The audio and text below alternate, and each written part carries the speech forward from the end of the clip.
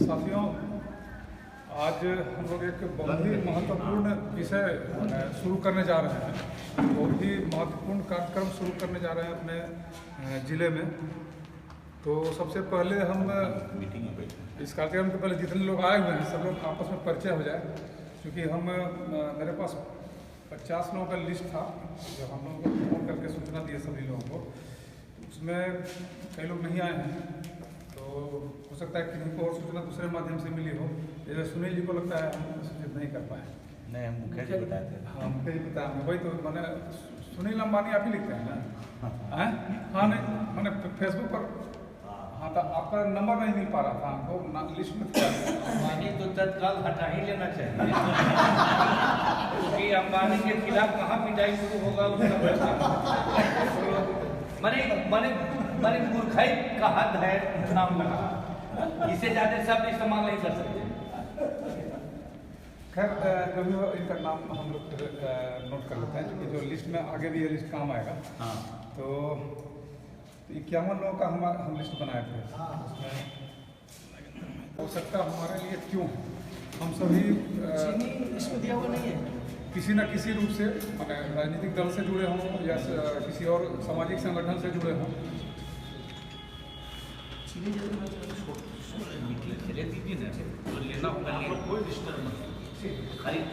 किसी राजनीतिक संगठन से जुड़े हों या सामाजिक संगठन से जुड़े हों, किसी राजनीतिक दल से जुड़े हों, लेकिन हमारे बीच में हम काम क्यों कर रहे हैं ये पहले स्पष्ट होना चाहिए। हम क्या कर रहे हैं ये स्पष्ट होना चाहिए, क्यों कर रहे हैं ये स्पष्ट होना चाहिए।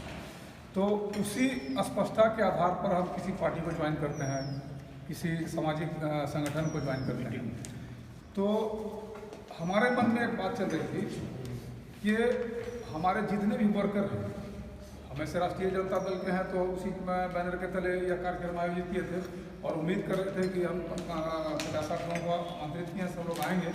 और उसमें कुछ गैर दलीय संगठन के लोग भी, जैसे हम राजनीतिक दल से नहीं जुड़े हैं, सामाजिक संगठन के लोग जुड़े हैं, वो लोग भी आएंगे और उसी परिप्रेक्ष्य में बात चलेगी। लेकिन अभी जो भी हम लोग हैं, तो सबसे जो मन में मेरे जो बात चल रही थी कि जितने भी समाजवादी विचारधारा या फिर वैसे लोग जो धार्मिक कट्टरपंथ या दक्षिणपंथी विचारधारा से उत्पन्न नहीं है, वैसे सारे वर्करों के लिए कार्यशाला का आयोजन किया जाए। वो हो सकता है कि दूसरे दल के हो, हमारे दल के हो, लेकिन बैनर हम अपना लगा रहे थे कि भाई हमारे दल के तत्वाधान हो। तो हम लोग देखेंगे अपने आप आगे जो हम लोग जो चर्चा होगी उसमें हम लोग को महसूस होगा कि हम लोग को यह कार्यशाला क्यों आयोजित करनी पड़ी। तो हम अब एक बार पढ़ लेते हैं प्रस्तावना। साथियों, आज हम सभी राष्ट्रीय जनता दल द्वारा आयोजित एक दिवसीय अनुशीलन कार्यशाला के लिए उपस्थित हैं। साथियों, सबसे पहले हम इस बात को समझें कि अनुशीलन है क्या, फिर इस बात पर प्रकाश डालेंगे कि क्यों आवश्यक है। अनुशीलन किसी विषय को सीखने की लगातार चलने वाली प्रक्रिया है। जो कुछ भी हम सीखते हैं उस बारे में लगातार और बार बार विमर्श करते हैं, ताकि उस विषय को हम न सिर्फ आत्मसात कर लें, बल्कि उस पर नए शोध करने का सामर्थ्य विकसित करते हैं। हम सभी लोग भी राजनीतिक कार्यकर्ता हैं। राजनीति एक ऐसा विषय है जिसकी समझ और इसमें परिपक्वता हमें एक अच्छा राजनीतिज्ञ बनाता है। दरअसल राजनीति असल में वो नहीं है जो हम ऊपरी तौर पर समझते हैं। मसलन चुनाव लड़ना, के प्रकार में सत्ता प्राप्त कर लेना, ऐसा है? आप लोगों को क्या लगता है राजनीति के बारे में, क्या विचार है अपना? तो राजनीति समाज और देश में होने वाले सामाजिक और आर्थिक परिवर्तनों और उसका समाज के ऊपर पड़ने वाले प्रभाव के प्रति हमारी सजगता है। सामाजिक सरोकारों की हमारी समझ है। राजनीति हमारी वैचारिक बौद्धता की भी परख है। मतलब राजनीति लगातार सीखने और मनन करने की चीज़ है, और चूंकि इसकी कोई स्थापित पाठशाला और पाठ्यक्रम नहीं है, इसलिए यह कार्यशाला सभी राजनीतिक सामाजिक कार्यकर्ताओं के लिए आवश्यक हो जाता है। यहाँ हम विशेषज्ञ वक्ताओं को सुनने के साथ साथ आपसी विमर्श करेंगे और अपनी राजनीतिक बुद्धिमत्ता का प्रसार करेंगे। एक राजनीतिक कार्यकर्ता होने के नाते हमें अपने दल के संविधान और उसकी मूल विचारधारा की पूरी जानकारी और समझ आवश्यक है। यह जानकारी हमें हमारी पार्टी में होने के कारणों को स्पष्टता प्रदान करती है।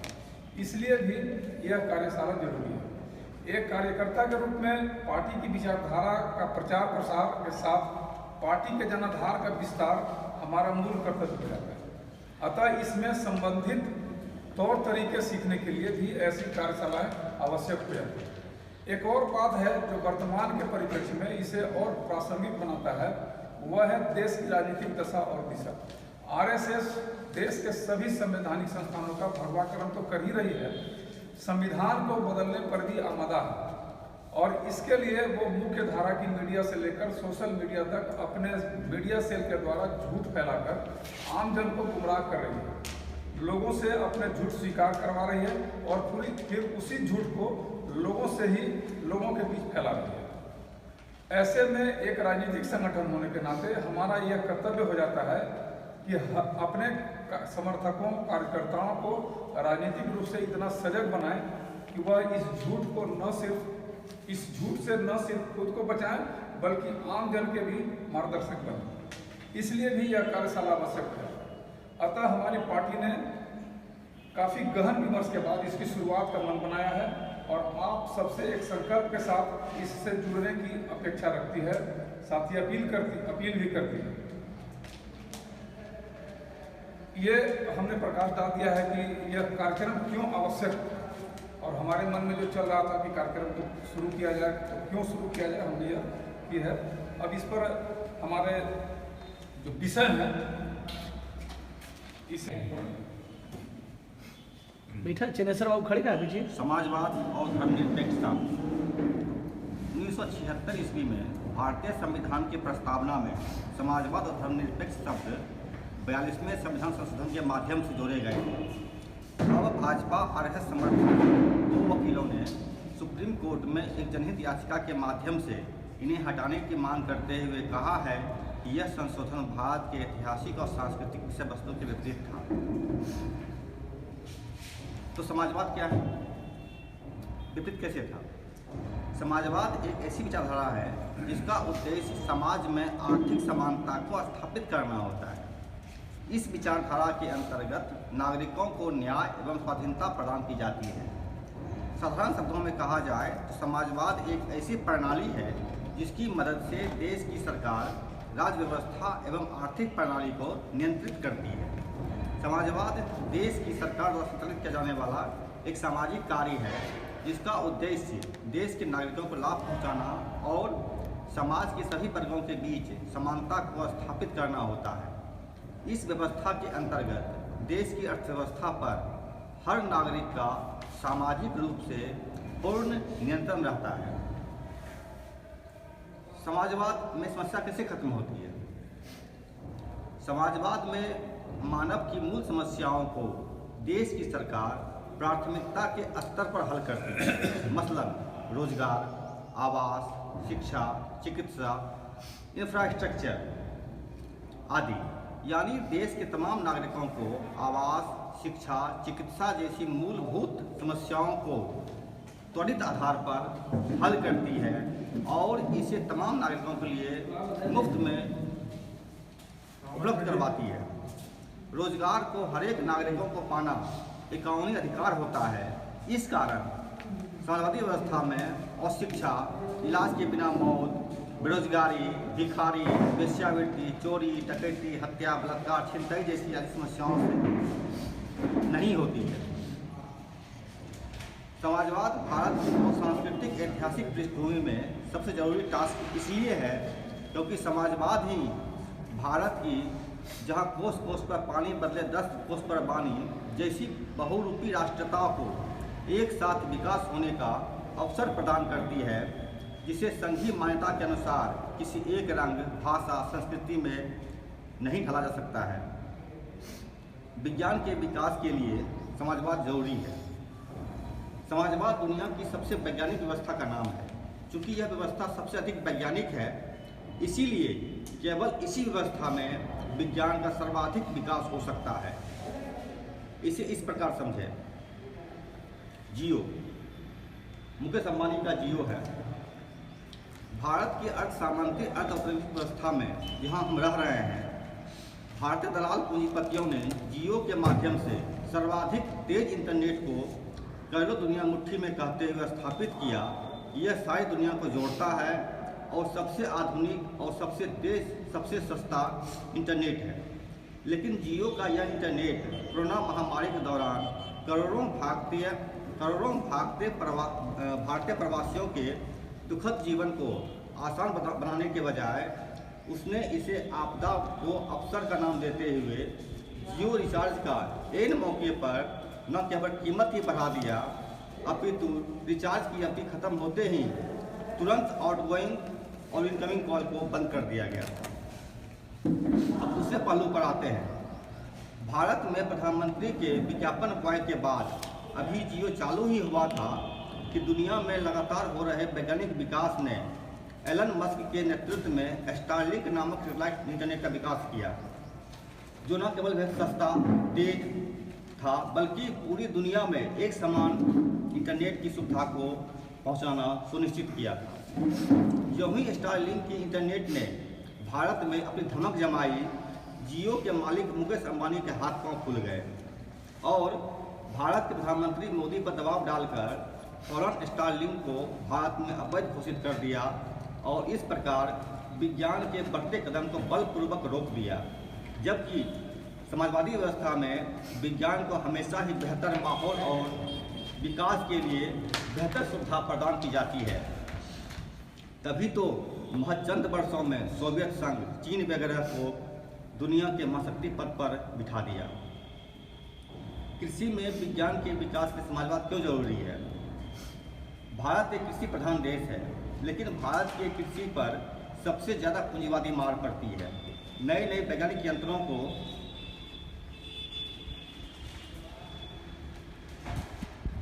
किसान को बेहद आसान और कम कीमत पर नहीं मिल पाता है, जिसका परिणाम यह होता है कि कृषि का विशाल हिस्सा वैज्ञानिक यंत्रों यानी विज्ञान के विकास का लाभ नहीं ले पाता है। समाजवादी व्यवस्था में विज्ञान खुलकर सांसें ले पाता है। बाकायदा सरकार की ओर से हर एक जरूरतमंद जगहों पर कृषि यंत्रों का मुफ्त बंटवारा कर कृषि के विकास में असीम योगदान देता है, जो केवल एक समाजवादी व्यवस्था में ही संभव है। समाजवाद पर क्यों हो रहे हैं हमले? देश की सत्ता पर काबिज भाजपा आरएसएस की सरकार, जो देश में मौजूद लोकतंत्र को खत्म कर देश को पीछे की ओर ले जाकर सामंती व्यवस्था बल्कि दास मालिक व्यवस्था में ले जाना चाह रही है, जहां राजा रानी की कहानी को वास्तविकता में लागू करने की कोशिश कर रहा है, जहां किसी राजा की आज्ञा मात्र से किसी का सर उड़ाया जा सकता है तो किसी को मालामाल किया जा सकता है। यही कारण है कि आरएसएस भाजपा की यह मोदी सरकार देश को सैकड़ों साल पीछे ले जाकर ढोल गवार शूद्र पसुनारी ये सब है तारण के अधिकारी को वास्तविक स्वरूप में स्थापित कर मनुस्मृति को संविधान की जगह स्थापित करने की कोशिश कर रही है, जिसके राह में समाजवाद सबसे बड़ी बाधा है, जिस कारण आरएसएस भाजपा समाजवाद को निशाना बना रहा है, जिसका हर प्रगतिशील मनुष्य को विरोध करना कर्तव्य है। उपस्थित गणमान्य साथियों और आए हुए सभी राष्ट्रीय जनता दल के सक्रिय कार्यकर्ता, जैसा कि अभी बताए प्रभात जी और बाकी लोग भी बताए कि समाजवाद एक गूढ़ विषय है। तो समाजवाद एक गूढ़ विषय है और इस पर एक कार्यशाला में हम जो है सुनने के बहुत कुछ इसके बारे में नहीं समझ सकते और नहीं जान सकते, तो इसके लिए हमको कई करना पड़ेगा। आज हम इसके विषय में थोड़ा बहुत एक चर्चा करते हैं। तो जैसा कि आप जान रहे हैं कि समाजवाद का जो मूल अर्थ है वो इसमें दिया हुआ है, जो कि हमारा बनाया हुआ भी है। समाजवाद एक आर्थिक, सामाजिक और राजनीतिक व्यवस्था है जो किसी देश के उत्पादन के साधन में निजी स्वामित्व के बजाय जनता पे आधारित है। जो कीजिएगा तुम बोल रहे हैं, आपस में कोई बात मत कीजिए, उनकी बात सुनिए, दूसरे मोबाइल सब स्विच ऑफ करके रखिए और कुर्सी का भी आवाज उठाने में रखने में नहीं होना चाहिए। तो ये जो कि समाजवाद तो सबसे पहले तो ये जानना होगा कि समाजवाद शब्द जो है सो मतलब कि कहाँ से उत्पत्ति हुआ। अगर ये चीज़ नहीं जानेंगे तो फिर बाद में कि हमारा उसके बारे में क्या कंसेप्ट है, उसका मैंने कि क्या उसका मतलब होता है, ये हम नहीं समझ पाएंगे। तो इसके लिए ये समाजवाद शब्द जो है सो मतलब कि सबसे पहला जो कि जिन्होंने इसका आविष्कार किया था, जिन्होंने इस शब्द का निर्माण किया, वो मार्क्स थे। जब से कि ये माना जाता है कि उन्होंने इस बात को जो है सो मतलब कि लोगों के बीच में लाया, समाजवाद शब्द, और उन्होंने घोषणा पत्र में इसका जो है सो मैंने कि जिक्र किया था, और उसमें एक सिद्धांत दिया कि समाज में जो है सो मैंने कि लोगों को किस तरह से रहना चाहिए और समाज का एक ढांचा किस रूप में होना चाहिए, जिससे कि लोग कैसे जो है सो मैंने कि उसमें जीवन यापन कर पाएंगे और उनके लिए क्या व्यवस्था होना चाहिए, इसका उन्होंने एक खाका खींचा था। और वहीं से ये समाजवाद शब्द जो है सो मैंने कि उत्पत्ति हुआ। लेकिन उसके बाद में जो है यहाँ पर हम अपने भारत के कंसेप्ट में अगर देखते हैं तो माने कि इसका सबसे पहला जो है सो मतलब कि अगर ये बोला जाए कि कहाँ पर इसका माने निर्णायक स्थिति आया, तो ये सबसे पहला जो लागू हुआ था वो मतलब रसिया में हुआ था, जो आप जानते होंगे कि 17 में क्रांति हुआ था वहाँ पे। तो वहाँ पर जो है सो मैंने कि ये चीज़ सबसे पहले लागू करने का कोशिश किया गया वहाँ पर। और उसके बाद में फिर हमारे भारत में भी उसी समय 1934 में जो है सो मतलब कि एक पार्टी बनी। उससे पहले 1931 में कुछ लोग बनाए थे समाजवादी पार्टी के नाम से। हालांकि उसके पहले यहाँ पे कम्युनिस्ट पार्टी के नाम से भी लोग थे, लेकिन कुछ लोगों ने जो है सो मतलब कि फिर अलग से एक समाजवादी पार्टी के नाम से बनाए।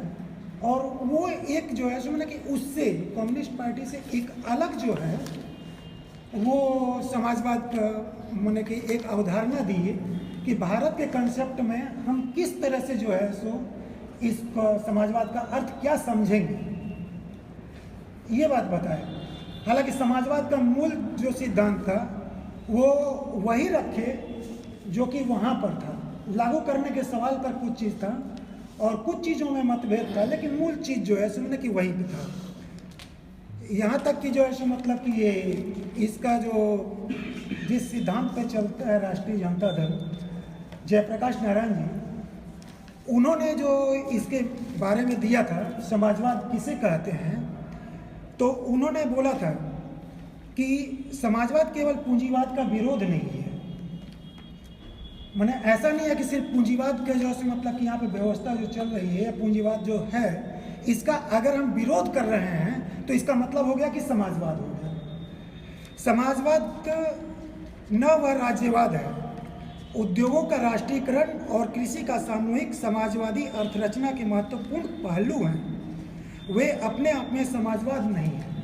अगर हम इसको सिर्फ माने कि इसको राष्ट्रीयकरण कर देते हैं, जैसे कि नेहरू ने जो मतलब कि नेहरू जी ने किया था कि उनका जो समाजवाद था वो बोले कि अगर माने हम अगर भारत में कुछ लोगों से उसके ऊपर टैक्स लगा करके, बड़े बड़े पूंजीपतियों पे और इस पर टैक्स लगा करके, और उससे अगर गरीबों लोगों के बीच में देंगे और जो मूल हमारे जो ज़रूरत की चीज़ें हैं उसके ऊपर बंदिश लगा करके, माना कि उसको पूंजीपति लोग अपना जो है मतलब कि इस्तेमाल पूर्ण रूप में उसका मुक्त व्यापार नहीं कर सकते हैं, और उसको अगर हम इसमें करेंगे माने लोगों के लिए उस पर एक प्रतिबंध रहेगा कि इससे ज़्यादा आप इसका नहीं कर सकते, जिससे कि हमारा वितरण प्रणाली ठीक से रहे लोगों के बीच में और लोगों को ठीक से मिल पाए, तो हम समझेंगे कि हमारा समाजवाद हो गया।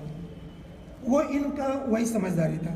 तो उसी पर जो है मैंने कि उन्होंने बोला था कि जो है मैंने कि अगर, और इंदिरा गांधी जो बोली थी उनका कहना था कि जो है मैंने कि अगर हम राष्ट्रीयकरण कर देते हैं सभी चीज़ का, और फिर इसके बाद में जो है मैंने कि धर्मनिरपेक्षता आ जाती है, और उन्होंने गरीबी मिटाओ का नारा दिया था और उसमें बोला था कि गरीबी मिटाओ, लेकिन उसके लिए उन्होंने कुछ किया नहीं, थोड़ा बहुत नारा वो जो दिया तो वो उतना तक उनका मतलब कि सीमित था। लेकिन यहाँ पर जो कि दिए थे ये इनका कहना था कि समाजवादी अर्थ रचना नहीं होता है, वे अपने आप में समाजवाद नहीं है। समाजवाद के अंतर्गत मनुष्य के द्वारा मनुष्य का शोषण नहीं होगा, अन्याय और उत्पीड़न नहीं होगा, असुरक्षा नहीं रहेगी, इसके अंतर्गत संपत्ति एवं सेवाओं तथा अवसरों का समान वितरण होगा। मतलब कि ऐसा नहीं है कि कोई आदमी एकदम से, जैसे यहाँ पे कैपिटलिस्ट का क्या होता है, अभी अडानी को देखिए, अभी जो वर्तमान सरकार है, वर्तमान सरकार क्या कर रही है, जनता के सारे जो है मतलब कि जो चीज़ें हैं जनता के पास में, उसको बटोर करके बैंक के द्वारा माने कि महंगाई बढ़ा करके या अन्य तरीकों से क्या कर रहा है कि सबका पूंजी को जो है माने कि समेट ले रहा है, और इसको समेट करके किसको दे रहा है, अडानी बैंक के द्वारा सारा कर्ज दे रहा है, बाकी सब चीज़ दे रहा है। और ये देने के बाद में उसका क्या हो रहा है कि जो है माने कि एक व्यक्ति के अंडर में सारे माने कि जो यहाँ का संसाधन है सब चीज़ को एक व्यक्ति के अंडर में दे रहा है। तो फिर ये व्यवस्था नहीं रहेगी, वहाँ पर पूंजीपति रह सकते हैं, माने कुछ लोग रहेंगे मतलब, लेकिन इतना अंतर नहीं रहेगा कि इस तरह से एक व्यक्ति जो है माने कि सारे चीज़ों को ही करेगा, एक व्यक्ति जो है माने कि सारी चीज़ों के ऊपर में उसका वर्चस्व रहेगा, और दूसरा का जो है बिल्कुल कुछ माने कि उस तरह का नहीं रहेगा, जो कि एक रोटी के लिए भी तरस जाएगा। इस तरह की व्यवस्था नहीं रहेगी। और इसी के लिए जो है माने कि उन्होंने कहा था कि असुरक्षा की भावना नहीं रहेगी। और जैसे अभी क्या है, अगर कैपिटलिस्ट को कोई ज़रूरत पड़ा, अगर बड़े जो कैपिटलिस्ट लोग हैं तो तुरंत यहाँ पे बड़े बड़े मतलब कि जो देखते होंगे कि फील्ड में, खेती में माने कि या इसका सारा कब्जा कर लेता है। तो वो जो है सो माने कि उस तरह से नहीं होगा, माने लोगों को क्या ज़रूरत है वहाँ पे जो है सो मतलब कि आदमी की प्राथमिकता रहेगी और समाज के लोगों की प्राथमिकता रहेगी, दबे कुचले लोगों की प्राथमिकता रहेगी, और उनके अनुसार या उनके ज़रूरत के अनुसार हमें क्या ज़रूरत है समाज में बनाने की, इसके ऊपर जो है सो माने कि ज़्यादा फोकस रहेगा। तो इसी को जो है सो मतलब कि समाजवाद मतलब कि इन्होंने बताया है। तो ये जो है सो मतलब कि समाजवाद पे और भी लोग मैंने कि बोले तो उस पर हम ज़्यादा जो है सो मतलब कि नहीं जा रहे हैं, और एक में ये सब चीज़ ज़्यादा हो भी नहीं पाएगा। तो आगे आते हैं अब थोड़ा धर्मनिरपेक्षता पे। जब हम समाजवाद की बात करते हैं तो समाजवाद में जो है सो क्या होता है कि बताइए कि एक शोषण विहीन समाज बनाना है, और इसके लिए जो है सो मैंने कि गरीबों, दलितों और पिछड़ों का कैसे राज आएगा, इसके लिए हम जो है सो मतलब कि काम करते हैं। जैसा कि आप देखे थे, ये समाजवादी जो है सो मैंने कि शासन पद्धति कब से हुआ, ये जो है सो मतलब कि इनके जिस समय 90 और ये सब का जो दौर था, जिस समय कि यहाँ पे मतलब कि राष्ट्रीय अध्यक्ष लालू जी की सरकार थी, मैंने कि दूसरी जगह समाजवादी पार्टी का वहाँ पे सरकार थी, दूसरे और प्रांतों में भी समाजवादी लोग जो थे, ये सभी लोगों की सरकार थी। उस समय जो है सो मैंने कि समाजवादी व्यवस्था का जो है सो मतलब कि थोड़ा मैंने कि बढ़िया दौर कहा जाता है उस समय को। तो वो जो है सो मैंने कि बढ़िया दौर कहा जाता है। तो उस समय आप देखेंगे कि जब लालू जी काम करना शुरू किए थे तो सबसे पहले क्या है, जबकि आप देख रहे हैं ये जो पूरे मैंने कि व्यवस्था है, ये व्यवस्था जो है सो मैंने कि पूर्ण रूप से जो बनी हुई है वो पूंजीपतियों के हक के लिए बनी हुई है पूर्ण रूप से। यहाँ जो शुरू से जो कि संविधान बना या जो चीज़ जो किया गया वो पूंजीपतियों के हक में एकदम से मतलब कि सारी चीज़ों को मैंने कि बनाया गया। तो अब उस चीज़ को जो है सो मैंने कि एक बैग बदलना था, और उन्हीं लोग के जो कि शासन पद्धति था और नौकरशाह जो कि पूर्ण रूप उसी का मैंने कि था, उसमें काम करना था। तो आप देखे होंगे लालू जी जब चलते थे अपने साथ में, तो सबसे पहले जो है मतलब कि अगर किसी गए इलाके में तो फिर वहाँ पे क्या करते थे, मैंने पानी का और ये सब का ले करके मैंने कि चलते थे कि वहाँ पे गरीब लोग अगर है तो फिर आने को उसको नहलाना धुलाना, मैंने कि ये सब चीज़ कि उसको साफ सफाई की ओर अग्रसर करना और उसके हक के प्रति कैसे वो जागरूक हो, इसके प्रति उन्होंने कुछ कुछ काम शुरू किया था। तो ये जो है सो मैंने कि समाजवादी कहीं जो है सो मैंने कि एक पहलू जो है मैंने कि होता है, तो इसको लागू करने के लिए उन्होंने कुछ कुछ कोशिश जो है सो मैंने कि किया। लेकिन जिन लोगों के बीच में था, जो समाज में पहले से वर्चस्व बनाए हुए थे, उनके बीच में लागू करना किसी चीज़ को, एक व्यवस्था को लागू करना इतना आसान नहीं होता।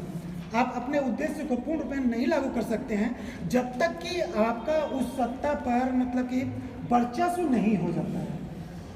तो जब सत्ता पे हम वर्चस्व की बात करते हैं तो फिर हमें सबसे पहले हमको ज़रूरत पड़ता है कि समाज में हम किस रूप में जाएंगे, कि जो है सो मतलब कि ज़्यादा से ज़्यादा लोगों से हमारा संपर्क होगा और फिर हम अपनी बात को लोगों के बीच में जो है सो मैंने कि डाल पाएंगे। तो इसमें जो है सो हमारे भारत में क्या है, हमारा भारत का जो मैंने कि आप जब देखते हैं तो भारत में विभिन्न धर्मों के लोग रहते हैं यहाँ पर, और सभी लोगों की समझदारी जो है सो मतलब कि सभी लोग का खान पान रहन सहन आचार व्यवहार जो चीज़ है वो सब अलग अलग है। तो जब सब अलग अलग है तो उसमें फिर एक सामंजस्य अगर नहीं होगा, सब लोगों का अगर समझदारी एक दूसरे के प्रति अगर भेदभाव कर रहेगा तो फिर बाद में कि हम में एकता कैसे हो पाएगी। और जब तक एकता नहीं हो पाएगी तब तक हम एक जो समाज बनाने की बात करते हैं कि जो है सो मतलब कि हमारा एक समाजवादी समाज हो जिसमें कि दलित पिछड़े माने कि कुछ जो लोग हैं, जो किसान हैं, जो मजदूर हैं, खेतिहर मजदूर है, किसान है, छोटे छोटे लघु उद्योग वाले लोग हैं, इन लोगों का जो है सो माने कि वर्चस्व वाला जो सरकार बने, एक सत्ता माने यहाँ पर हो, तो ये कैसे संभव हो सकता है। तो इसलिए इसको जो लागू करना अगर चाहते हैं हम, अगर ऐसी व्यवस्था बनाना चाहते हैं तो इसका सबसे मूल चीज़ में जो आता है वो आता है धर्मनिरपेक्षता। माने कई चीज़ें हैं लेकिन उसमें ये चीज़ जो है सुनने कि धर्म, क्योंकि आज तक जो है जो भारत में बोलिए या पूरे दुनिया में अगर सबसे ज़्यादा अगर वैमनस्य पैदा हुआ है और जिसमें सबसे ज़्यादा मारकाट हुआ है तो वो ये धर्म ही है।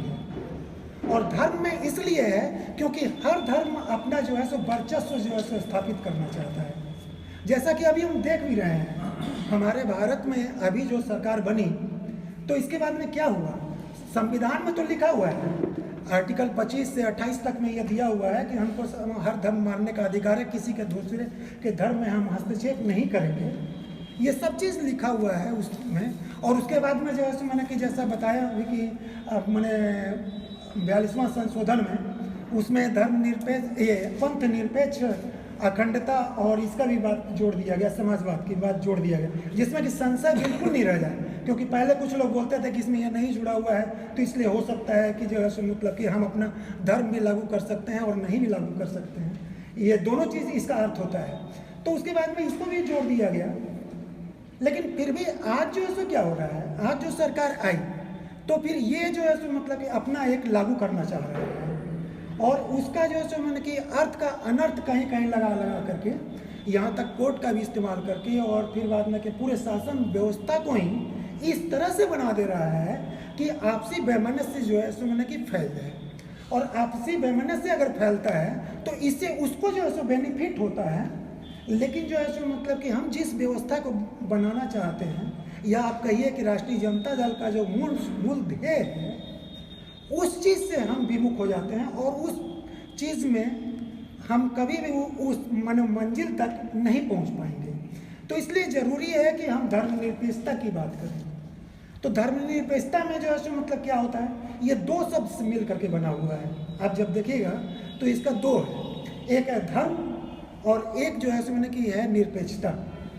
तो अगर धर्म का बोलेंगे तो धर्म का जो है सो मैंने कि जगह जगह पे बदल जाता है अर्थ। एक आप जब धर्म का जो है सो मतलब कि बात करते हैं और फिर उसमें लिखा हुआ भी है, इसमें अगर आप पढ़िएगा तो फिर इसमें दिया हुआ है कि अगर जो है सो मतलब कि माने इसका हम उस मामले में देखेंगे क्या बोलते हैं अग्नि का, जैसे देखेंगे तो अग्नि का क्या स्वभाव होता है, जलाना। तो ये बोलते हैं कि अग्नि का धर्म क्या है, जलाना उसका धर्म हुआ। तो माने कि पानी का क्या धर्म है, उसका बुझाना हो गया, या फिर उसको जो है मतलब कि प्यास बुझाना हो गया। तो इसी तरह से जो कि जड़ पदार्थ है उसका एक अपना अलग धर्म होता है। अगर जो है मतलब कि सैनिक के मामला में देखते हैं, विद्यार्थी के मामला में देखते हैं और फिर बाद में किसान के मामला में देखते हैं, बाकी सभी लोगों के मामला में देखते हैं, तो फिर यहाँ पर हम देखते हैं कि वो कर्तव्य से जुड़ जाता है। मतलब कि और आपको याद होगा कि जो है मतलब कि जिस समय दंगा हुआ था यहाँ पर मतलब इसमें जिस समय के मोदी प्रधानमंत्री थे गुजरात के, तो फिर उस समय जो दंगा हुआ था जब, और उस समय बहुत हल्ला हंगामा हुआ, तो फिर वहाँ पे वाजपेयी जी ने उनको जब भेंट हुआ था उनसे, और जब चारों तरफ से प्रेशर हुआ कि इस तरह की चीज़ें जो है सो मैंने कि भारत में नहीं चल सकती, तब उनको उन्होंने बोला था कि आपको राजधर्म का पालन करना चाहिए, मोदी जी को। गोधरा कांड के बाद गोधरा वाला मैंने कि भाई उसी के बाद तो मैं दंगा हो गया था, मतलब कि उसी। तो ये जो चीज़ था, तो उन्होंने जो बोला था कि राजधर्म का पालन, तो ये राजधर्म भी जो की चीज़ आता है, ये न्याय से जुड़ा हुआ चीज़ होता है कि जो है मतलब कि राजधर्म क्या होता है कि राज में जो लोग रह रहे हैं, जो जनता रहती है, उसको किसी तरह का बिना कोई डर भय के अपना जो है सो मैंने कि रहन सहन रह सके, उसको किसी तरह का दिक्कत नहीं हो। अगर वो धर्म मानता है तो उसमें धर्म मानने में किसी तरह का दिक्कत नहीं हो और उसको किसी तरह का मैंने कि क्षति नहीं पहुंचाया जाए। लेकिन जब उन्होंने क्षति पहुंचाया, जैसा कि मैंने कि कई चीज़ें हुआ, और उसी में आप जान ही रहे होंगे कि लालू जी को जो मैंने राष्ट्रीय अध्यक्ष लालू जी का जो कि जेल भी हुआ, उसमें एक मूल कारण वो भी है।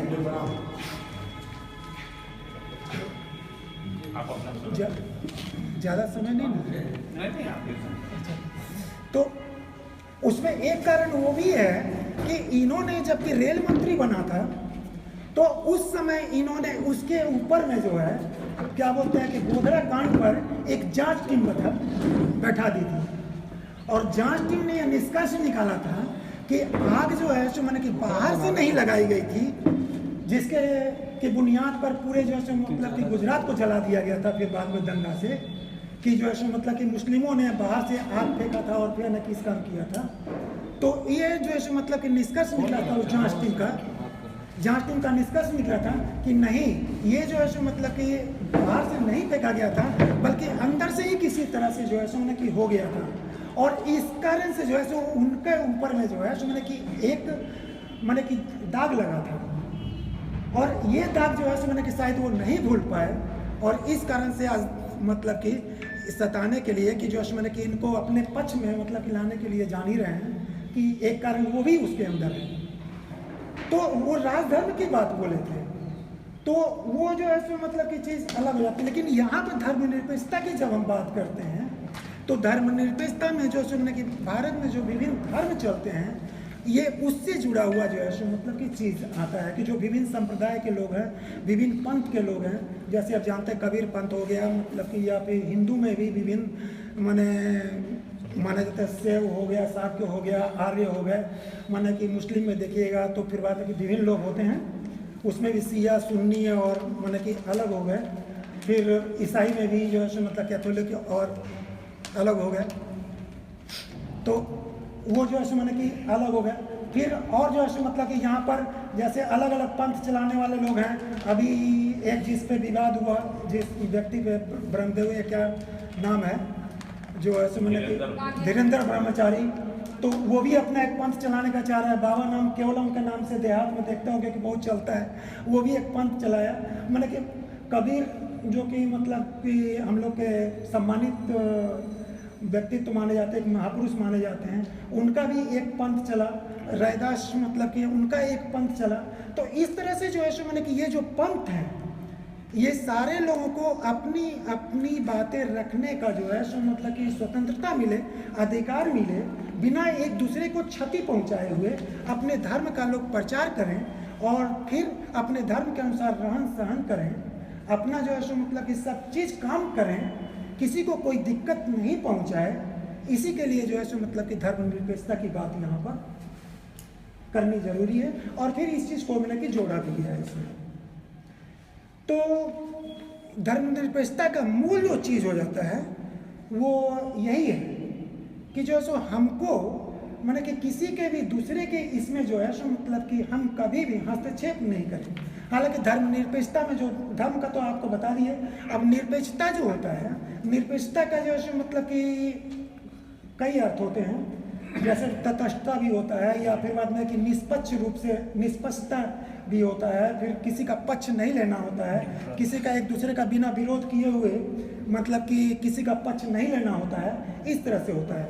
अब यहाँ धर्मनिरपेक्षता के जो है सो मतलब कि अगर शक्ल में हम देखें तो फिर धर्मनिरपेक्षता जो होता है यहाँ के भारत के संदर्भ में जब देखते हैं हम, तो फिर यहाँ पर भी शुरू में दो समझदारी थी। एक जो है मतलब कि जिस समय संविधान में लागू हुआ था और उस समय लोगों ने सोचा था, तो फिर वहाँ पर भी कई तरह के मानने वाले लोग थे। एक व्यक्ति मानने वाले थे कि जो है सो मतलब कि राज्य का जो है धर्म में किसी तरह का भी जो है मैंने किसी तरह का सहयोग नहीं होना चाहिए, और राज्य और धर्म दोनों का जो है तो कोई सामंजस्य नहीं होना चाहिए। ये जो है सो मैंने कि मूल बात था, मैंने कि जो कि जवाहरलाल नेहरू प्लस नरेंद्र देव जी मैंने कि जो मानते थे, वो मतलब कि इस चीज़ को मानते थे कि धर्म का कभी भी जो है सो मतलब कि एक दूसरे का घालमेल राज और इसका जो है सो नहीं होना चाहिए, और धर्म अगर कुछ करता है तो अपना स्वतंत्र रूप से करे, लेकिन हम उसमें किसी तरह का सहयोग ये सब नहीं करेंगे। लेकिन भारत में जो मान्यता मिली, जो आज हम देखते हैं अपना, अभी नहीं, अभी जो देख रहे हैं वो तो धर्म मतलब कि कभी भी जो है धर्मनिरपेक्ष रूप से कहना ही थोड़ा एक गाली हो जाएगा। तो मतलब कि पहले से जो चलता आ रहा था उसमें जब हम देखते हैं तो धर्मनिरपेक्षता में जो है मैंने कि एक गांधी जी का जो है मैंने कि कंसेप्ट है, जो कि आप सब लोग जानते हैं कि सर्वधर्म समभाव का जो है मैंने कि उनका था कि मैंने हर धर्म को हम इज्जत की दृष्टि से देखें, अपना लोग माने, किसी को जो है मैंने कि नीचा दिखाने का दृष्टिकोण या किसी को जो है मतलब कि क्षति पहुंचाने का दृष्टिकोण या फिर बाद में कि अपने को सर्वोपरि समझने का दृष्टिकोण, ये जो है मतलब कि हमारा नहीं होना चाहिए। तो इसी चीज़ को जो है सो मैंने कि इसमें मान्यता मिला हमारे जो है सो मैंने कि भारत में। और आज जो है सो मतलब कि हम जब धर्मनिरपेक्षता की बात करते हैं तो फिर हमारे भारत में इसी चीज़ का जो है सो मतलब कि यही तरीका अभी मान्य है जो चलता है। लेकिन अब धीरे धीरे क्या हुआ, अब सरकारें जो है सो मतलब कि जब चलती है या फिर और भी कुछ चीज़ होता है तो उसमें क्या, अब इसमें कोई धर्म कमज़ोर है, अब उसको कोई सहयोग की ज़रूरत पड़ती है, तो फिर बाद में कि कभी कभी उसको सहयोग भी कर दिया जाता है। फिर बाद में उसको जो है मतलब कि या कोई स्कूल खोलना है या फिर कुछ करना है, तो यहाँ पे धार्मिक ये सब कोई भी काम करने के लिए मना ही नहीं है, यहाँ का जो कंसेप्ट है। जबकि फ्रांस का जो है मतलब कि अलग होता है, तो उतना डिटेल में नहीं जाएंगे। तो ये जो है मतलब कि भारत में जो है सो मतलब कि सब लोग अपने अपने अनुसार अपना जो है सो मतलब कि धर्म को स्कूल खोल सकते हैं, प्रचार कर सकते हैं या फिर कुछ भी कर सकते हैं। ये जो है सो मतलब कि धर्म मैंने, लेकिन उसमें जो है ये हमारा जो मैंने सरकार होती है, ये सरकार उसमें सहयोग उस रूप में नहीं करती है कि उसमें जो है सो शामिल हो जाए, ये काम नहीं करती है। हाँ, जबकि कहीं कोई कार्यक्रम होता है चाहे कुछ भी होता है तो उसमें सहायता मुहैया कराती है कि इनको किसी तरह का कोई दिक्कत नहीं हो, पानी का व्यवस्था कर देती है, चाहे और कुछ कर देती है, इस तरह का चीज़ें करती है।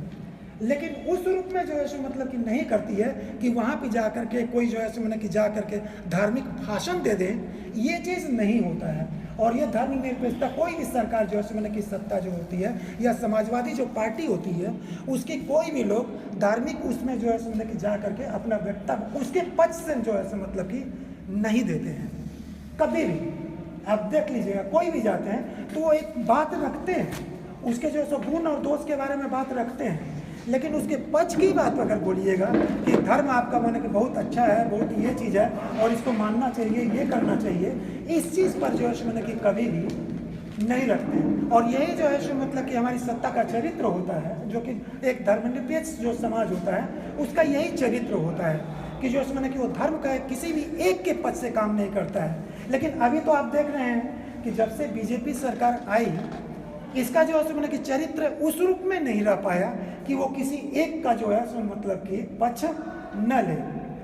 अभी वो क्या कर रही है कि हिंदुइज्म के नाम पर बढ़ावा दे करके या फिर हिंदू यहाँ पर बहुमत है तो एक सत्ता स्थापित करने के लिए, क्योंकि उसको क्या चीज़ करना है, उसको एक धार्मिक व्यवस्था लागू करना है। उसका पूरा कंसेप्ट ही जो है तो उसका मैंने जन्म ही जो हुआ था वो तो मैंने कि आरएसएस का मतलब की पार्टी है, तो आरएसएस का तो मूल रूप से ही धर्म ही है उसका, और एक धार्मिक मतलब कि पूरा धार्मिक व्यवस्था ही जो है मैंने कि यहाँ पर बनाना चाहता है।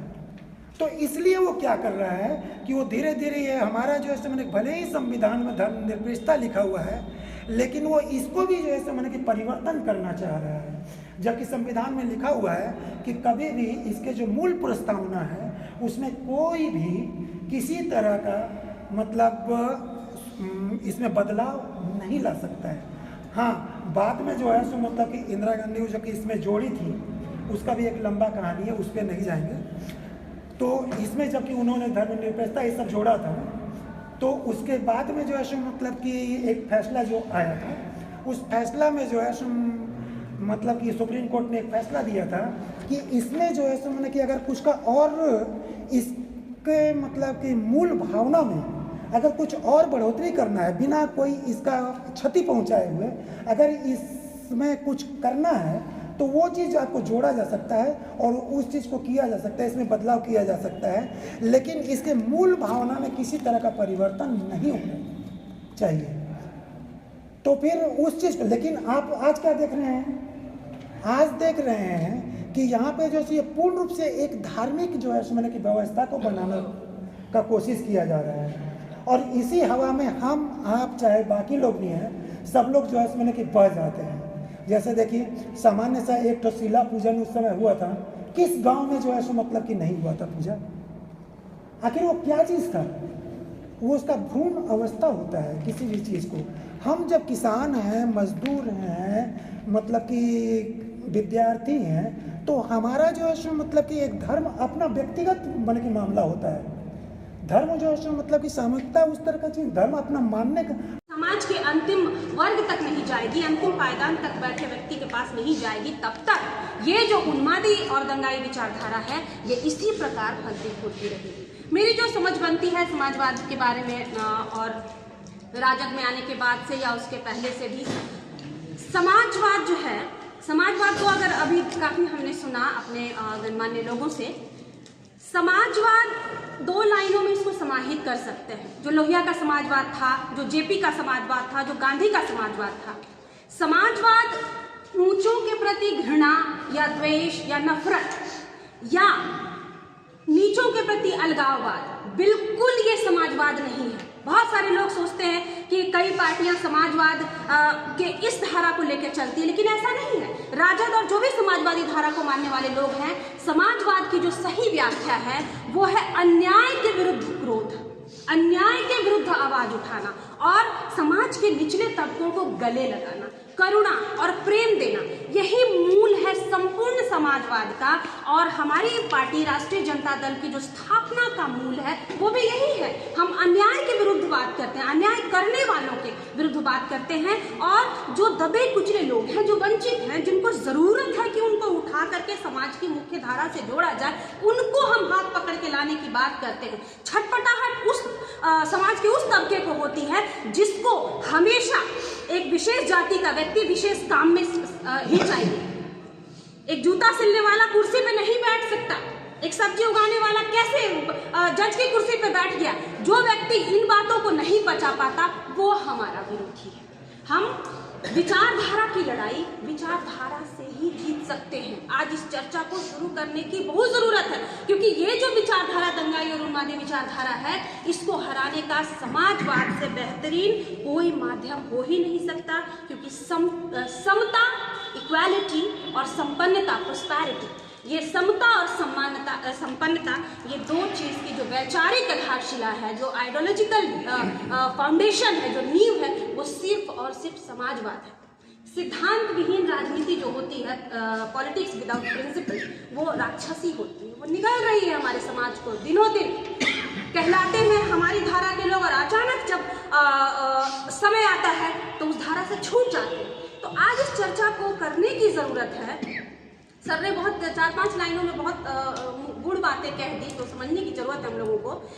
मूल बात यह है कि क्यों छूटते जा रहे हैं हमारे लोग, कहाँ कमी रह गई। नफरत की विचारधारा प्रेम की विचारधारा से कभी बड़ी नहीं हो सकती। हम प्रेम की विचारधारा की बात करते हैं, हम अपनाने की बात करते हैं, हम गले लगाने की बात करते हैं, हम लोगों में समानता की बात करते हैं। और समाजवाद हमेशा से सामाजिक गैर बराबरी और आर्थिक गैर बराबरी का विरोध करता है। ये जाति पाति और ये जो आर्थिक गैर बराबरी है तो जुड़वा राक्षस।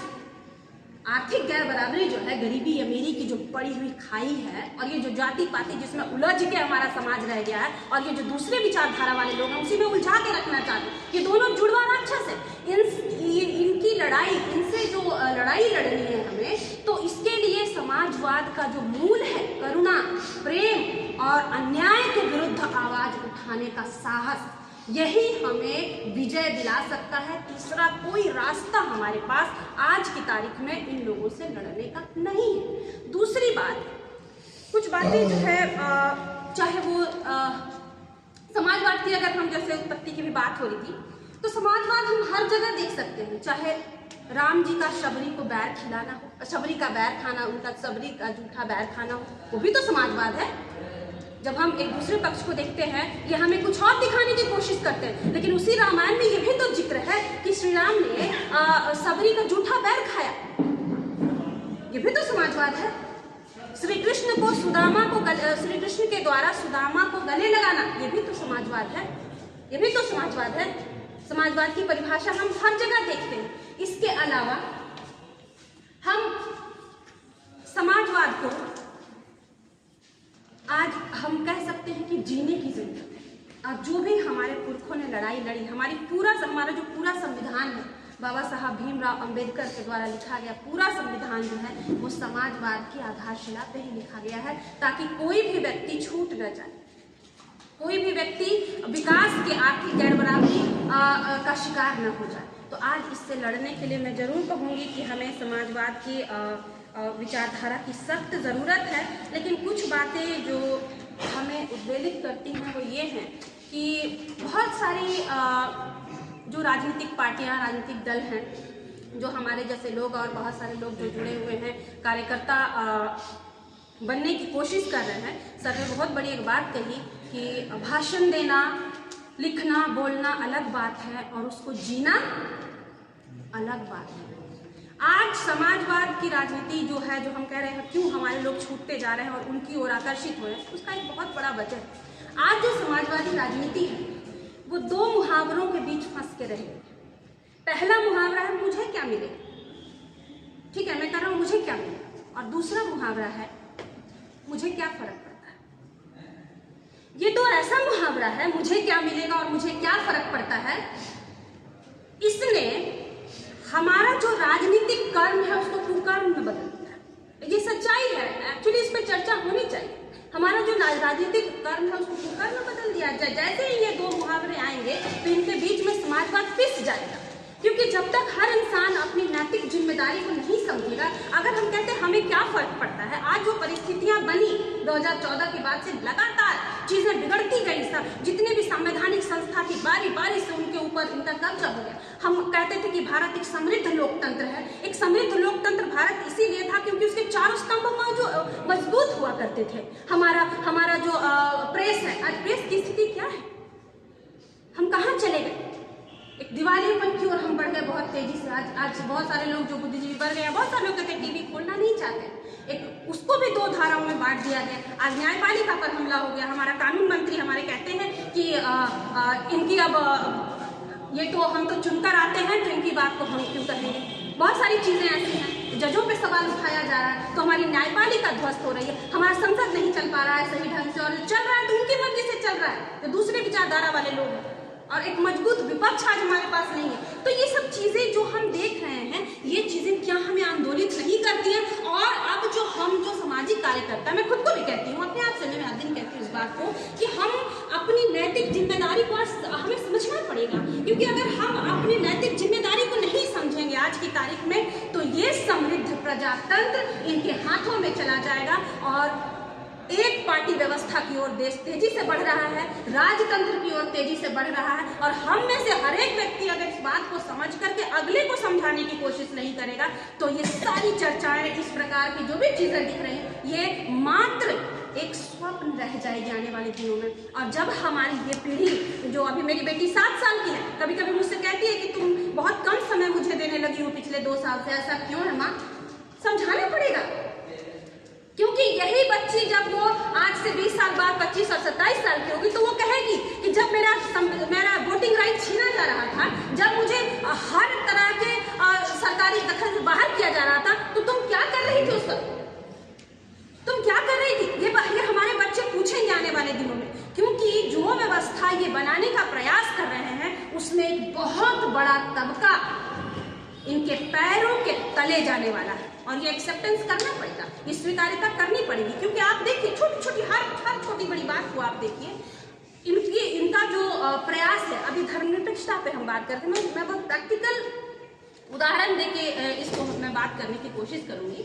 जब बिल्किस बानो वाला केस हुआ था, जब उनके बलात्कारियों को माला पहना के स्वागत किया गया, तो एक शिक्षिका है, सरकारी स्कूल में पढ़ाती हैं और ओबीसी समुदाय से आती है, मेरी अच्छी दोस्त है। मैंने उनसे कहा कि अच्छा आप इस विषय को कैसे देखते हैं? उनका मुकुंद बहुत बढ़िया, एकदम इसी लैंग्वेज, बहुत अच्छा हुआ उसके साथ। क्यों ऐसा हुआ? मैं कहा क्योंकि मैं मुसलमान हूं। हम मानसिक दिवालियापन की ओर बढ़ते जा रहे हैं। वो औरत जो 5 महीने की गर्भवती है थी, मैं भी एक माँ हूँ, वो खुद जिसने ये लाइनें कही वो भी एक माँ है, 3 बच्चों की माँ है। एक वो औरत जो 5 महीने की गर्भवती थी, जो 5 महीने की गर्भवती इसलिए ये नहीं चाहती कि उसका पति भी उसके करीब आए, क्योंकि उसको तकलीफ होती है, और 10-10 दरिंदों ने उसको नोचा और उसके सामने उसकी 3 साल की बेटी को पटक पटक के मार दिया। और एक औरत होकर के तुम ये कह रही हो, एक माँ होकर तुम ये कह रही हो कि वो एक मुस्लिम है इसलिए उसके साथ ये सही हुआ, और उसके बलात्कारियों को बाहर निकाल के माला पहनाना एक सही कदम है। हम कहाँ जा रहे हैं? हम क्या दे रहे हैं अपने समाज को? आज पूछने की जरूरत है। मैं 3 रातों तक सो नहीं पाई, पूछने की जरूरत है। और ये आप बात करिए, आप समाज में जब बात करेंगे कि जो मोदी जी ने किया बहुत अच्छा किया। अभी अडानी वाले, आप अडानी का जो 15 लाख करोड़ रुपया, शिक्षा का बजट कितना है? मात्र 4.5 या 5 लाख करोड़ बजट है, उससे भी कम ही है। स्वास्थ्य का बजट जो है पूरे जीडीपी का 0.2% है। पूरा शिक्षा, स्वास्थ्य, आप रक्षा का सारा बजट एक तरफ कर दीजिए और ये 15 लाख करोड़ जो उन्होंने डुबा दिए वो एक तरफ कर दीजिए। और इस पे जब आप बात करेंगे, मेन स्ट्रीम की मीडिया क्या बात करती है इसके ऊपर?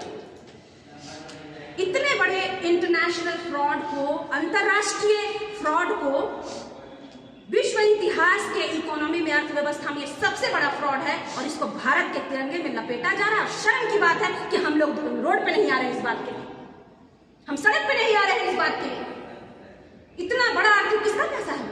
LIC में पैसा हमने जमा किया, आपने जमा किया। आप हर एक गांव में जाइएगा, हर एक जो घास काटती है, जो मजदूरी करती है, वो LIC में पैसा जमा करती है कि जब वो बूढ़ी होगी तो वो मिलेगा, वो अगर उनको कुछ हो गया तो उनके बच्चों को मिलेगा। वो हमारा आपका पैसा, हम टैक्स भरते हैं। आपको हमने टैक्स आपने GST लगाई, आपने इनकम टैक्स के हर इनकम टैक्स से बहुत काम किया आपने, ताकि आप हमसे वसूल कर सके। इसीलिए आपने हमसे वसूल करा है कि हम धर्म और जाति की बातों में फंस जाएं, हम धार्मिक उन्माद की बातों में फंस जाएं, या हमारे जो मूल सवाल है, हमारे मूल सवाल हमारा भोजन है। हमारी थाली से आप कभी दाल गायब कर रहे हैं, सरसों का तेल गायब कर रहे हैं, अनाज गायब कर रहे हैं। अभी 10 दिन पहले आटा का बोरी पे 500 रुपया फिर बढ़ा दिया। तो हम टैक्स भर रहे हैं, हम आपको गद्दी पे बैठाए हैं इस बात के लिए नहीं कि आप हमारे मूल सवालों से हमको भटका दें। अग्निपथ लेकर के आते, पता नहीं कि आप में से कितनों को उसके पीछे का षड्यंत्र समझ में आता है कि नहीं। ये जो अग्निपथ है, आप कभी फॉर्म देखिएगा, उसमें कोई आरक्षण की बात तो है नहीं। फिर तुमने जाति क्यों पूछा भाई? जाति पूछने के पीछे का षड्यंत्र बताओ। क्या जो हमारा जो हम 85% कहते हैं, जो हम SC ST OBC के लोग हैं, क्या तुम्हारा षड्यंत्र ये है कि उस पूरे सेना से तुम हमें हटा दो और वहां तुम्हारा कब्जा हो जाए, ताकि जब तुम हमारा दमन करो तो तुम्हारे लोग वहां बंदूक ताने हमारे पे खड़े रहे? षड्यंत्र को समझिए, षड्यंत्र गहरा है। और हम जो समाजवादी लोग हैं, इस बात को, समाजवाद कोई किताबी शब्द नहीं है, ये जीने का शब्द है। एक दूसरे के प्रति करुणा, दया और संभाव दिखाने का शब्द है। आर्थिक बराबरी लाने का शब्द है। समाजवाद के बिना आर्थिक बराबरी नहीं आएगी। और ये जो जिन चर्चाओं में ये हमको उलझा रहे हैं, आप हर दिन देखिएगा, टीवी खोलिएगा, ये क्या है? ये हमें उलझाने की बात है। ये भारत पे प्रहार, तो ये धर्म पे प्रहार, तो ये बाबा आ गए, तो ये हो गया। क्या ये करने के लिए हम टैक्स भरते हैं? अपने खून पसीने की कमाई हम भरते हैं, इनको देते हैं। हर एक चीज पे हम टैक्स भर रहे हैं। मजदूर वर्ग के लोगों के लिए 175 रुपया पर डे, और अडानी को सारी बड़ी बड़ी कंपनियां, अंबानी को सारी बड़ी बड़ी कंपनियां औने पौने दाम पे बेच दिया। हम मानसिक रूप से दिवालियापन की ओर बढ़ गए हैं, और हमारे जवान जो हैं उनको भी हम समझा नहीं पाते हैं। आज मैं धन्यवाद करती हूँ प्रभात सर का कि इस तरह की चर्चा को शुरू करने की ज़रूरत है। और हम जो राजनीतिक संगठन से जुड़े हुए लोग हैं, आज ये पूछने का समय नहीं है कि मुझे क्या मिल जाएगा या मुझे क्या फर्क पड़ता है। आग लग गई है, गांव में आग एक घर में लगती है तो बैठ के इंतजार करते, मुझे क्या फर्क पड़ता है, उसका घर जलेगा, उसके घर का सामान जलेगा। अरे आग की लपटें तो तेजी से बढ़ती है, एक हवा का झोंका आएगा, सब राख जल के राख हो जाएगा सब कुछ, और लपटें तेजी से बढ़ रही है। और अभी भी हम में से बहुत सारे लोग, मुझे क्या फर्क पड़ता है, अरे इधर नहीं तो कूद के उधर चले जाएंगे। अंदर से जगना पड़ेगा और जगाना पड़ेगा। क्या षड्यंत्र है कि नगर निकाय चुनाव यूपी में ओबीसी का आरक्षण खत्म किया आपने? क्या षड्यंत्र है बेंगलोर विश्वविद्यालय, दिल्ली विश्वविद्यालय एक भी ओबीसी का प्रोफेसर इस बार नहीं आया? क्या बहुत सारा षड्यंत्र है, षड्यंत्र समझना पड़ेगा। और आज हम षड्यंत्र समझने के लिए तैयार हैं, और ये जो उलझा रहे हैं उसी उलझन में उलझ करके अपने आप को हम समझ रहे हैं कि जो हम कर रहे हैं वो बहुत अच्छा है, मेरा रोजी रोटी चलना चाहिए। ये रोजी रोटी कब छीन लिया जाएगा, और ये पूरा षड्यंत्र उसी की ओर है। इसीलिए धर्मनिरपेक्षता की जब हम बात करते हैं तो मैंने जैसा कहा कि अगर बिल्किस को एक ममतामयी माँ नहीं मान करके, उसकी ममता नहीं दिख रही है, उसके अंदर का दर्द नहीं दिख रहा है और उसका धर्म दिख रहा है, तो इससे बुरा दिवालियापन तो कुछ हो ही नहीं सकता है।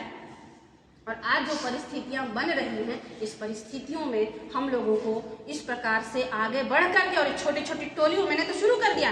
मैं पटना के हर स्लम में जाती हूँ, हर दिन जाती हूँ, मेरा नियम है, मैं हर दिन 2 घंटा मैं निकालती हूँ और मैं जाती हूँ, जितना मेरे से हो पाएगा मैं करूँगी। और मैं सच में कहना चाहती हूँ, सब लोगों की ये नैतिक जिम्मेदारी है कि हम लोगों के बीच बैठें और उनके मूल सवाल याद दिलाएं। तुम्हारा सवाल रोजगार का सवाल है, तुम्हारा सवाल शिक्षा का सवाल है, तुम्हारा सवाल तुम्हारे बच्चे कैसे पढ़ेंगे, क्या तुम्हारे बच्चे जब स्कूल में जाते हैं तो उनको अलग थाली दी जा रही है, ये बताना पड़ेगा। तुम्हारा सवाल सम्मान का सवाल है, क्या वो सम्मान, सामाजिक सम्मान मिल रहा है? तुम्हारा सम्मान जो है वो तुम्हारा पेट भर रहा है कि नहीं, तुम्हें कपड़े मिल रहे हैं कि नहीं, छत मिल रहा है कि नहीं, ये बताने की बात है। और यही करना होगा, अब दूसरा कोई उपाय नहीं है, क्योंकि ये बड़े संगठित ढंग से अपने षड्यंत्रों को अंजाम दे रहे हैं और हम बिखरे हुए हैं। हमें अचानक से हमारा धर्म याद दिला देते हैं थोड़ी देर के लिए, और हमारे लोग उनके पीछे चले जाते हैं और भूल जाते हैं कि उनका षड्यंत्र वो याद दिलाने के पीछे भी कुछ है। तो आज बस मैं तो आप सब लोगों से बहुत छोटी हूँ और बहुत सारी बातों को समझने का प्रयास अभी कर रही हूँ। जो आमंत्रित लोग थे वो सब लोग यहाँ पहुँचे हैं, कुछ नहीं भी पहुँचे हैं। महत्वपूर्ण ये नहीं है कि नहीं आए हैं, जो आए हैं यही काफ़ी महत्वपूर्ण है। प्रभात जी ने प्रस्ताव दिया था और हम लोगों के मन में भी बहुत दिनों से ये बात थी, और हरि भाई से ही बात करके, कि जो नैतिक मूल्य हैं वो नैतिक मूल्य राजनीतिक कार्यकर्ताओं के बीच से घसकते जा रही है और राजनीति की समझ भी समाप्त होते जा रही है। इसको कैसे समेटा जाए जिससे कि एक नई वातावरण बन सके। अब हम लोगों का भी उम्र हो गया है, कितना बना पाएंगे नहीं बना पाएंगे नहीं जानते, लेकिन जो पहले थी ये कार्यक्रम फिर से हम लोगों को शुरू करना चाहिए। शिविर का, सेमिनार का जो होता था, विषयों पर चर्चा होना चाहिए। अब उदाहरण के लिए जैसे अडानी का एक विषय, तो हमारे लोगों के बीच में अडानी के बारे में ज्ञान तो है नहीं सब लोगों को, ना हम उसके लिए प्रशिक्षित करते हैं। तो इसके लिए हम सब लोगों को बैठना चाहिए। रामचरितमानस की चर्चा पूरे देश में हुई, लेकिन हम उस पर क्या बोले हैं, हमारा क्या स्टैंड है, हमारा आपस में इस पर चर्चा होना चाहिए, वो नहीं हो पाता है। और खास करके हमारी जो पार्टी है राष्ट्रीय जनता दल, वो राष्ट्रीय जनता दल के कार्यकर्ताओं को इधर पढ़ाई लिखाई से कोई मतलब ज़्यादा नहीं रह गया है। हालांकि वर्तमान प्रदेश अध्यक्ष ने, तेजस्वी यादव ने सब मिल के एक लाइब्रेरी बनवाया है। लाइब्रेरी में बहुत सारी पुस्तकें हैं जो संविधान का, समाजवाद का, वो पुस्तक भी है जानकारी देने के लिए। अब एक राजद समाचार राष्ट्रीय जनता दल की ओर से निकाला जा रहा है। अगर राजद समाचार को भी ठीक से लोग पढ़ लें तो बहुत सारी जानकारी मिल जाएगी, जो भी हमारे लोग उसको नहीं पढ़ते हैं। हम प्रदेश के अध्यक्ष ही हमारे नहीं पढ़ रहे हैं, जिलाध्यक्ष, हम क्या ये कर सकते, सॉरी प्रदेश के पदाधिकारी, अध्यक्ष तो पढ़ते ही हैं, वही निकलवा रहे हैं, प्रदेश के पदाधिकारी ही नहीं पढ़ते हैं तो बाकी लोगों से एक्सपेक्ट नहीं की जा सकती है। हम जिलाध्यक्ष से क्या एक्सपेक्ट कर सकते हैं या प्रखंड अध्यक्ष से? तो अभी हम लोगों ने 5-5 प्रदेश अध्यक्ष जगदानंद सिंह ने निर्णय लेके सभी प्रखंड में कम से कम 5-5 प्रति भेजवा रहे हैं कि कम से कम पढ़ें लोग, जाने लोग। लेकिन अभी भी इसके ऊपर लोगों का ध्यान आकृष्ट नहीं हुआ है। फिर जैसे ही प्रभात जी से भेंट हुई और हरि भाई से तो हमारे पुराने मित्र हैं, हम इस पर हमेशा चर्चा करते रहे हैं, समझिए। तो विचार आया कि अब एक प्रशिक्षण कार्यक्रम कुछ लोगों का करना चाहिए इस विषय पर। तो उसी से संबंधित एक मीटिंग पटना में हम लोगों ने किया और हमने राष्ट्रीय जनता दल के अध्यक्ष के कंसेंट से ये किया है, कोई अलग से नहीं किया है। उनको जानकारी दे के, बता के, यहाँ की सूचना दे करके सब किया है हम लोग। तो अब उन्होंने कहा कि आप इसको पहले चलाइए, देखा जाए कितना आगे बढ़ पाती है हम लोग। ये तो उसी क्रम में हम लोग यहाँ आ जाए। अब हमको दिया गया है कि जैसे भारत का संविधान है वैसे ही हमारी पार्टी का भी संविधान है, इसके संविधान में हम जानकारी लें और पढ़ें और बतावें। तो कई चीज़ ऐसे हैं। तो अभी आज के तारीख में विशेष तौर से जो संविधान की बात प्रभात जी ने जिम्मा दिया, कुछ लोग नहीं भी आ पाए जिनको ये करना था, कोई बात नहीं है। देखिए, संविधान का नियम क्या होता है निम्नलिखित। सबसे पहली बात है कि हम संविधान किसका बना रहे हैं। तो एक खास ग्रुप को हम बना रहे हैं जो हमारे मेंबर हो रहे हैं, उनके लिए हम ये संविधान बनाया है कि हम कैसे माने कि हम आपके राष्ट्रीय जनता दल के सदस्य हैं। सदस्य बनते समय एक ओथ होता है, उस ओथ को भी हम लेते हैं। हालांकि ये सब लोग नहीं, कितने लोग पढ़ते हैं हमको नहीं मालूम है। ओथ जो सदस्यता फॉर्म है, उस सदस्यता फॉर्म के पीछे में देखिए आप सब लोगों को दिए हैं, उसमें पहला लाइन लिखा हुआ है कि हम नशा पान नहीं करेंगे, नशाबंदी में हम विश्वास करते हैं। अब हम नहीं जानते हमारे कितने लोग ऐसे हैं जो कहते हैं कि हम सोच लिए, हम राजद के हैं और नशा पान करते हैं। तो आप समझ लीजिए, हम एक अपने लिए हम कर रहे हैं, बात कर रहे हैं। उसी तरह से है कि हम जो कुटीर उद्योग है उसको हम बढ़ावा देंगे, और कुटीर उद्योग को बढ़ावा देने के लिए जो गांधी जी का था थ्योरी, उस थ्योरी को भी हम आगे बढ़ाएंगे। जो है कि कम से कम हम अपना जो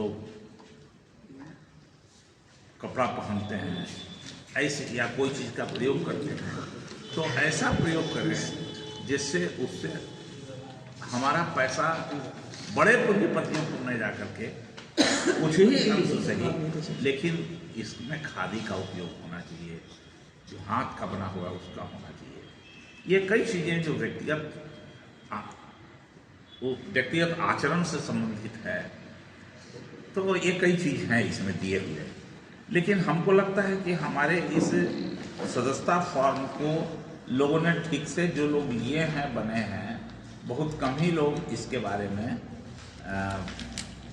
जानकारी रखते हैं कि हम क्या चाहते हैं। और उसकी आयु है कि कम से कम 15 वर्ष का होना चाहिए उसको। दूसरा में है कोई भी वही नशापान, मादक पेय और चीज़ों का प्रयोग से दूर रखना है अपने आप को। अस्पृश्यता को नहीं मानता हूँ, छुआछूत को नहीं मानता हूँ। समाज में जो सामाजिक गैर बराबरी है जाति के आधार पर, उसको नहीं मानेंगे। उसी तरह से है सांप्रदायिक सद्भाव में विश्वास रखता हूँ, मैंने सभी धर्मों का हम सम्मान करते हैं, और किसी भी धार्मिक जो कलह है, धार्मिक जो एक दूसरे के मतभेद पैदा करने की बात होती है, जो आजकल बहुत तेजी से हिंदू मुसलमान का नारा दिया जाता है, तो हम तो खुद मानेंगे ही, और हम इस तरह की बात करने वाले को रोकेंगे। अगर हम राष्ट्रीय जनता दल के सदस्य हैं तो हम किसी भी तरह के धार्मिक गैर बराबरी जो है हमारे बीच में, या उसके आधार पर जो, जैसे कई बार सुनने में आता है धर्म के आधार पर मॉब लिंचिंग हो रहा है, खाने के आधार पर हो रहा है। तो इसको हम कितना होगा, ज़्यादा से ज़्यादा हम उसको रोकने का काम करेंगे, ये है। हम उसमें विश्वास करते हैं कि धार्मिक सद्भाव लागू रहे, और बाकी तो है, लेकिन मूल यही सब है जिसमें है कि हम इसको अपने दैनिक जीवन के लिए मानेंगे। तो एक ये प्रशिक्षण देना है हमको कि हम अपने व्यक्तिगत आचरण में, जैसे इन्होंने प्रसाद जी ने भी अपने सिलेबस में रखा है कि मेरा व्यक्तिगत आचरण कैसा हो। तो अब देखिए, जो सदस्यता फॉर्म पर ध्यान देते हैं तो उसके अनुसार जब हम देखेंगे तो हमको कई बातों में अभी से ही, अगर हम कई बिंदुओं पर, 2-3 बिंदुओं पर जो सेकुलरिज्म के बारे में अपने दिमाग से सोचेंगे, हम इसमें कितना परसेंट हैं। हम जो अल्कोहल के बारे में है वो अपने आप को हम सोचें कि कितना उसके साथ हैं। हम व्यक्तिगत आचरण के बारे में सोचें कि हम कितना कैसा मेरा व्यवहार होता है, जिससे कि बाहर के लोग, मेरे आसपास के लोग हमको कह रहे यार आरजेडी का मेंबर है, उसके साथ ऐसा व्यवहार, वो ऐसा बात नहीं बोल सकता, वो ऐसा व्यवहार नहीं करता। तो इन सब चीज़ों पर जब विचार करें तो हमको लगता है कि इस तराजू पर हम सब लोगों को अपने आप को तोलना चाहिए कि हम इसके लायक है कि नहीं। अगर हम राष्ट्रीय जनता दल का मेंबर बने, जो सामाजिक सम्मान है एक दूसरे को देने के बाद, उसमें हम आगे हैं कि नहीं। हम अपने से बड़ों के साथ कैसा व्यवहार कर रहे हैं, हम अपने कार्यक्रमों में हम अपना व्यवहार कैसे कर रहे हैं, उसको कैसे हम, उसमें हमारी उपस्थिति हो रही है, ये कई चीज़ें हैं कि जो, तो इन सब चीज़ों के बारे में ही आज हमारा ये था। और बाकी तो है जो संविधान में दिया हुआ है, मूलतः ये सदस्यता से ही हम रखते हैं कि इसमें होना चाहिए। और राष्ट्रीय जनता दल का सदस्य बनने का माने है कि इसमें तो 1-2 और है, संगठन के बारे में है, कैसे क्या होगा चुनाव, ये सब उस प्रक्रिया में अभी हमको जाने की जरूरत नहीं है। ये उस प्रक्रिया में आप सब लोगों को दिया गया है, वो पढ़ेंगे तो अपने आप ही आपको इसका ज्ञान स्वतः हो जाएगा। अभी मूलतः है कि हम अपने सदस्यता में ही कैसे हम महिलाओं के प्रति हमारा क्या विचार है, महिलाओं को हम कितना सम्मान देते हैं, नहीं देते हैं, ये सब भी हमारे लिए व्यक्तिगत आचरण में है, विचार नहीं है, ऐसा नहीं कि नहीं है। तो इन सभी बिंदुओं पर राष्ट्रीय जनता दल का सदस्य होने का माने है कि व्यक्तिगत आचरण उसका स्वच्छ होना चाहिए, दूसरों के प्रति सम्मान होना चाहिए, बड़ों के प्रति आदर होना चाहिए, धार्मिक दृष्टिकोण से सेकुलर होना चाहिए। अगर कोई इसमें कोई बाधा डालता है तो उसको रोकने का प्रयास करना चाहिए। ये एक मापदंड है। हम अपने नशा पान से दूर रहेंगे, कोई हमको ये नहीं कहे कि ये फलाना नशा करता है, फलाने तरह का है। हमको अपने श्रम पर भी विश्वास होना चाहिए और हम जितने लोगों की सेवा कर सकते हैं करेंगे। एक इस तरह का आचरण होना चाहिए राष्ट्रीय जनता दल के कार्यकर्ताओं के साथ। जिस दिन हम सदस्यता ग्रहण करते हैं उसी दिन ये मेरा आचरण, हम शपथ लेते हैं कि हम ये मानेंगे। यही ना, जैसे एमएलए का, एमपी का चुनाव होता है, मुखिया के चुनाव होता है, तो शपथ होता है ना। तो किस चीज का शपथ?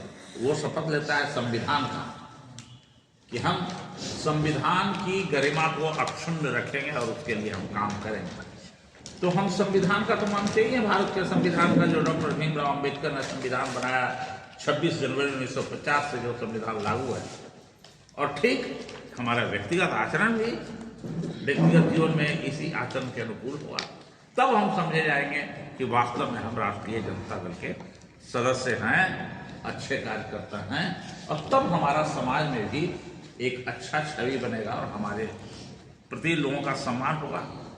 हम जैसे हम सोचते हैं कि हम तो हो गए अध्यक्ष नहीं, तो थोड़ा सा हम ही तो अब आप कुछ हैं, हो गए हैं अध्यक्ष, तो आप अगर कुछ सोचते हैं कि हो गए हैं, तो जब तक आप दूसरों से एक्सपेक्ट कर रहे हैं कि हमारा इज्जत करें, तो तू अगर इज्जत ना करो तो थोड़ा कैसे इज्जत कर तो है? इसीलिए कहा गया है ना कि फल, पेड़ में जब फल लगता है तो पेड़ नीचे की ओर झुक जाता है, और जो बिना फल के पेड़ है वो सीधे खड़ा रहे। ढोकरा में कुछ दिखाइए ना देखे अगल बगल कोई पेड़ न, ओकरा में कोई पत्ता देखे है न फल दिखे है। तो अगर हम राष्ट्रीय जनता दल के हो गए तो हमें फल लग गया, उसके अधिकारी हो गए। और जब फल लगा तो हम अपने आप को नम्र बनाएंगे, हम अपने आप को दूसरे लोगों के साथ अनुकूल बनाएंगे कि उसको हमसे बात करने में डर नहीं लगे, उसकी समझ मेरे प्रति अच्छी होनी चाहिए। यह है राष्ट्रीय जनता दल। हमारे ख्याल से अभी इतना ही काफी है हमारे लिए ये बोलना, और बाकी कोई हम चुने इसलिए राह संघर्ष की, हम चुने जिंदगी आंसुओं में नहाई न हो, जिंदगी आंसुओं में नहाई न हो, शाम सहमी न हो रात हो ना डरी, शाम सह